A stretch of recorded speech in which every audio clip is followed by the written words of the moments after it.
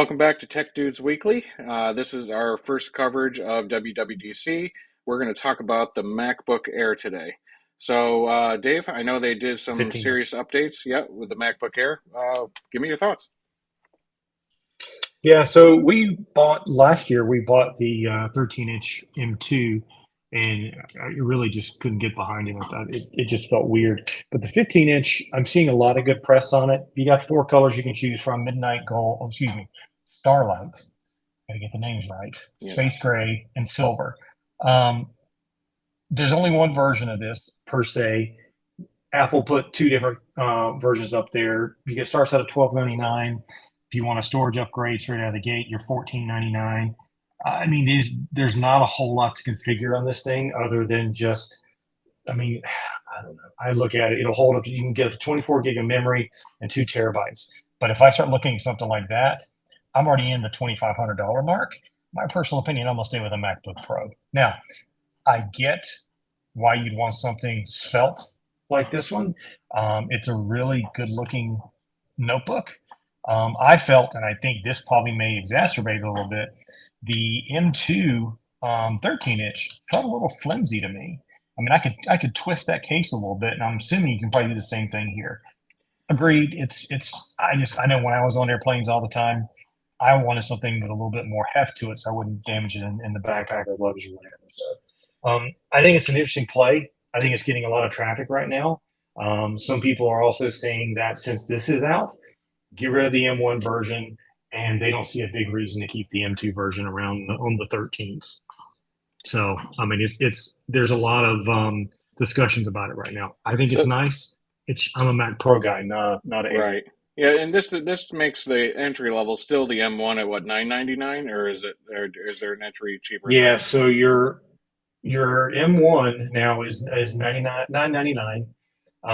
Your M2 13-inch, both these are 13 inches, start at 1099. So those dropped $100, and this increased from the old price of the 13s by $100. So I mean, to me though, if you're going to use this 15 inch, so 1299 is the introduction, but that's 8 gig by 256 in the storage. 8 gigs of RAM, to me, that's yep, just no, not not in 2023. Like, so you're looking at 1499 to yep, go to 16 gigs with 256 of storage, and even 256 seems anemic to me. But I mean, with iCloud and other cloud related sources, I probably could get by as long as I'm efficient with my storage. I think, but $1,500. Nothing that's I don't know. That's up there. I think, for the value. And I think, I mean, if you yeah, want ultra portable, it great. is. I don't know. I'm not I mean, the problem sold. is also you're going to suffer.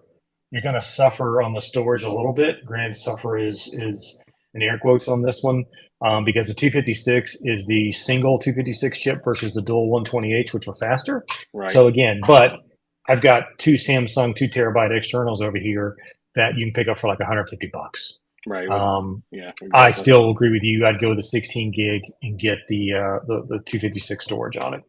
Yeah. I guess the other thing to quickly discuss, again, this is supposed to be a real fast and out video, but is if you're an M1 user today, it does it make sense for the upgrade path? I mean, I have an M1 14-inch, Pro.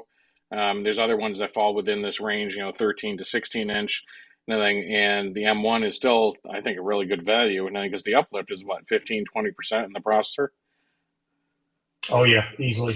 Yeah, so I don't know. I'm not sure I completely get the value here. If I was coming into the market fresh, absolutely needed a Mac, and it had to be a larger screen. It's definitely one to look at. Nothing unless you need a ton of ports, then you're looking in the Pro line.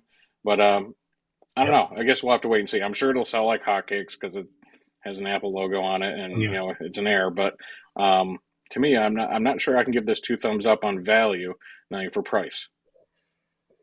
No, because it at 1499 when you upgrade 16 gig of memory, you're right there sitting at a MacBook Pro 14-inch.